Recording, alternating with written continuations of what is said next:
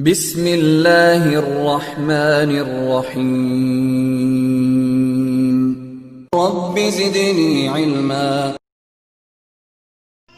अस्सलाम वालेकुम प्यारे बच्चों, क्या हाल है? कैसे हैं आप सब?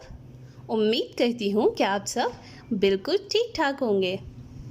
तो प्यारे बच्चों, जैसे कि आपको पता है कि हर चीज़ को बेहतरीन तरीके से करने के लिए उसके कुछ असूल होते हैं जिन पर अमल करते हुए हम उस काम को अच्छे तरीके से सरअंजाम दे पाते हैं। तो आज इसी तरह हम हरूफ तहज्जी के बारे में पढ़ेंगे कि हम हरूफ तहज्जी को कैसे बेहतरीन तरीके से लिख सकते हैं।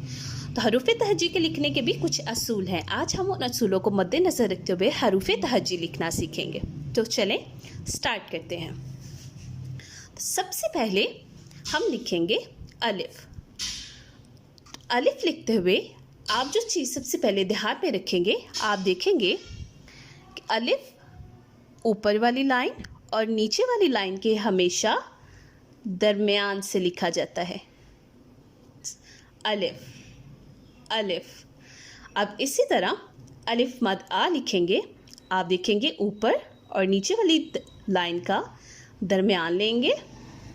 अब इसके ऊपर मद लिखने के लिए आप किस चीज़ को याद रखेंगे, ध्यान में रखेंगे कि आपने इस लाइन से शुरू नहीं करना, इस लाइन के नीचे से शुरू करना है, यहाँ से। अब इसके ऊपर आप छोटा सा पहले एक तिरछी लाइन बनाएंगे, फिर उसमें एक कर्व लेंगे और फिर ये। अब इसको लिखते हुए आपने ध्यान में रखना है कि आपकी ये वाला जो कर्व है ये इस वाली लाइन के साथ टच नहीं करना चाहिए, ये ऊपर होना चाहिए। और ये जो लाइन है, ये वाली एंडिंग लाइन और ये जो कर्व है ये आपस में नहीं मिलना चाहिए, ये इससे नीचे होना चाहिए। तो अब हम बिग लिखना सीखेंगे। तो अब आप क्या करेंगे कि आपने ऊपर वाली लाइन और नीचे वाली लाइन का दरमियान लेकर अलिफ लिखते थे। अब हमने इसका आधा लेना है ये, और यहाँ से आपने एक कर्व लेना है और यहाँ से कर्व लेते हुए इसको ऊपर ले जाना है, ये होगा बे। तो अब मैं आपको बताऊंगी कि जीम कैसे लिखते हैं। मैं आपको हरूफ तहज्जी के फैमिली का पहला पहला हरफ बता रही हूँ कि कैसे लिखना है। तो अब मैं बताऊंगी कि जीम कैसे लिखते हैं। तो जीम के लिए आपने इसी तरह इसका दरमियान लेना है, इससे लाइन को थोड़ा सा कर्व में लेके जाना है, ये पीछे कोना बनाकर इसको राउंड में लेकर आना है और ये। अब इसको लिखते हुए आप किस तरह से जान सकते हैं कि आपने एक अच्छी शक्ल में इसको लिखा है। तो सबसे पहले आप देखेंगे कि ये जो इसका शुरू वाला नुक्ता है, स्टार्टिंग पॉइंट है, और ये जो इसका बेली है, अगर हम यहाँ पे एक लाइन ड्रॉ करें तो ये आपस में एक दूसरे के साथ टच करते हों। और दूसरी बात कि आप जब इसके कर्व को ऐसे मिलाएं तो ये एक एग, एक अंडे की शक्ल अख्तियार की। ठीक है। अब हम लिखेंगे दाल। इसी तरह आप इसका दरमियान लेंगे, लाइन को थोड़ा सा तिरछा लेंगे, फिर उसमें कर्व लाएंगे और ये है आपका दाल। अब लिखेंगे रे। इसी तरह दरमियान से लेंगे सीधी लाइन और यहाँ से इस पॉइंट से जाके आपने इस नीचे लाइन के साथ टच नहीं करना और यहाँ से आपने इसको तिरछा ले जाना है। तो ये होगा आपका रे। अब आप सीन लिखना सीखेंगे कि सीन कैसे लिखेंगे हम। इसी तरह आपने इसका दरमियान लेना है, लेकिन आपने यहाँ से कर्व लेते हुए इसको ऊपर लेके जाना है और फिर इसके नीचे बेली बना देनी है। अब इसमें आपने किस चीज़ को ध्यान में रखना है? आपने ये ध्यान में रखना है कि जब आप इसके शोशे लिखें तो ये एक तिरछी लाइन में एक दूसरे से टच होते हुए हों।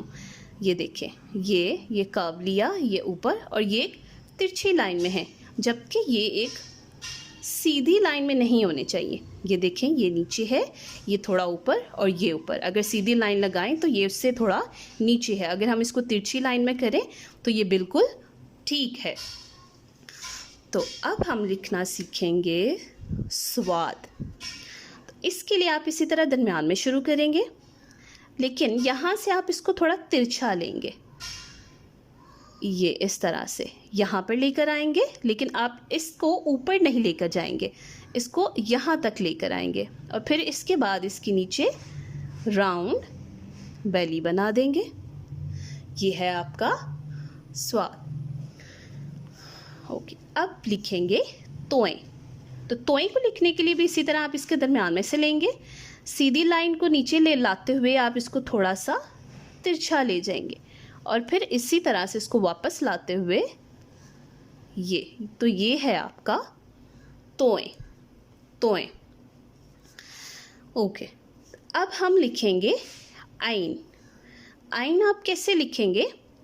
यहाँ से इसी तरह दरमियान से शुरू करेंगे, लेकिन इसका मुंह ऊपर की तरफ खुला हुआ होगा, लेकिन ये जो स्टिक आप बनाएंगे ये इसके मुंह से, यहाँ से जो इसका स्टार्टिंग पॉइंट है यहाँ से आगे होनी चाहिए।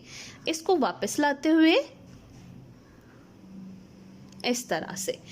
अगर आप देखें तो इसको लिखने का और हे और जीम की फैमिली को लिखने का असूल तकरीबन एक तरह से है, लेकिन इसमें थोड़ा सा फ़र्क क्या है कि जब आप हे लिखते हैं तो आप ये ध्यान में रखते हैं कि इसका स्टार्टिंग पॉइंट और इसकी बेली जो है एक लाइन से आपस में टच करती हो, लेकिन ऐन लिखते हुए जब आप ये देखेंगे तो इसकी बेली और इसका ये वाला पॉइंट जो है ये आपस में मैच नहीं करते होंगे, ये इसकी बेली बाहर होनी चाहिए।